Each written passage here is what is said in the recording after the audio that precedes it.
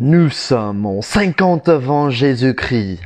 Toute la Gaule est occupée par les Romains. Toute? Non. Vous voyez mon t-shirt? Bonjour fellow citoyens du monde, moi c'est Jordan Patrick et bienvenue sur ma chaîne.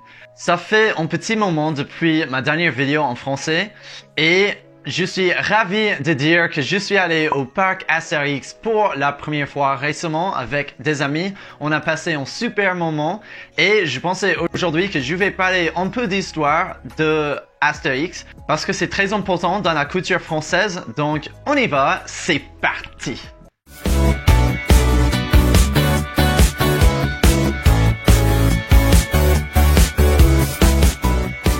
Astérix, anciennement Astérix le Gaulois, est une série de bandes dessinées françaises créée en 1959 par les scénaristes français René Goscinny et le dessinateur français Albert Uderzo dans le numéro 1 du journal français Pilote. Après la mort de René Goscinny en 1977, Albert Uderzo poursuit seul la série, puis passe la main en 2013 à Jean-Yves Ferry et Didier Conrad. Oh, j'ai très faim.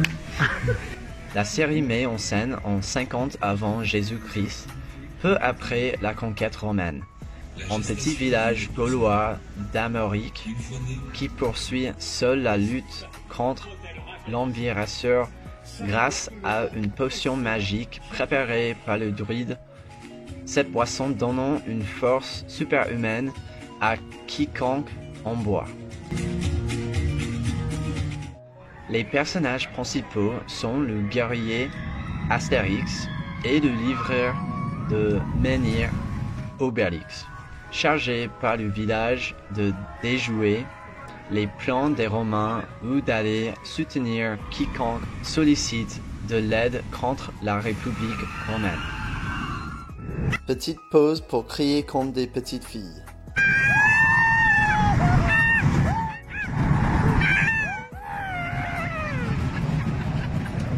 Publié dans Pilote de 1959 à 1973, la série est éditée parallèlement en album cartonné par les 80 premiers albums, d'abord aux éditions d'Argo, puis à partir de 1998 aux éditions Hachette, et enfin aux éditions Albert René pour les 10 albums suivants. We were super wet after that last ride, well, the water ride. Holy crap. So wet. Les ventes cumulées des albums, traduits dans 111 langues, représentent 380 millions d'exemplaires, ce qui en fait la bande dessinée la plus vendue dans le monde après le manga One Piece. La série est avant tout humoristique et parodie principalement la société française contemporaine à travers ses stéréotypes et ses régionalismes, ainsi que des traditions et costumes emblématiques de pays étrangers. Le comique de répétition est très présent après notamment le naufrage des pirates.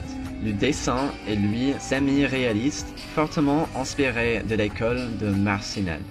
Pour être honnête, je savais pas qui c'est Astérix et Obélix avant d'arriver en France. En fait, c'était pas vraiment dans la culture américaine.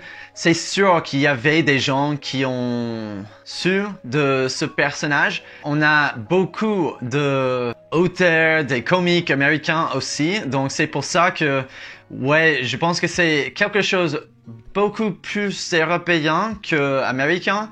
Donc ouais, c'était pas avant d'arriver en France que j'ai rencontré ce personnage. Donc j'étais vraiment content quand mes amis m'ont invité de les rejoindre faire ce parc parce que c'est quelque chose que j'ai entendu plusieurs fois depuis mon arrivée en France, mais j'ai jamais eu l'occasion d'y aller. Donc c'était top et même si c'était pendant la période de Covid, il y avait des stations avec le gel et tout le monde portait le masque tout le temps, 100%. Donc c'était vraiment cool et avec la bonne santé, c'était plus ou moins propre. C'est la première vidéo dans laquelle ses amis sont dedans. Donc, je vais faire une petite introduction pour ses amis. Donc, Nico, il est un de mes meilleurs amis en France parce que je le connais depuis 2015 et on est très bons potes depuis et on a fait plein de voyages ensemble en France et à l'étranger. Donc, il est mon meilleur ami. On a beaucoup d'amis en commun, donc ouais, on est dans le même groupe et je l'apprécie beaucoup.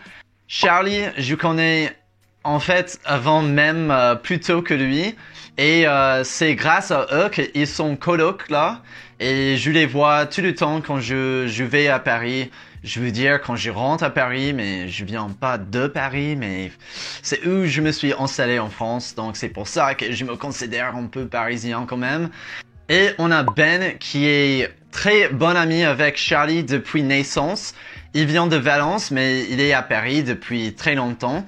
Et il y a Chris que je connais un peu moins que les autres, mais il est très bon ami avec Charlie et Nico et Ben.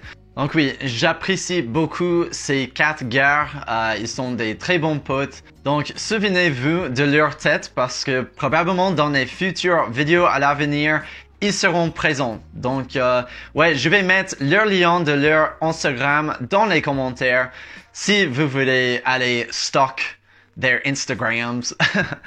Je suis très content d'avoir passé cette journée avec des amis en faisant quelque chose vraiment dans la culture française.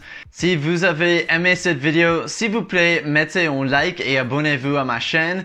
Aussi, dans les commentaires, s'il vous plaît, dites-moi d'autres choses dans la culture française que faut que j'aille parce que je cherche toujours des nouvelles choses à faire. J'attends toujours la nationalité française et ça me fait grand plaisir toujours de découvrir des nouvelles choses. Donc, s'il vous plaît, dites-moi dans les commentaires et à la prochaine. Ciao, ciao for now.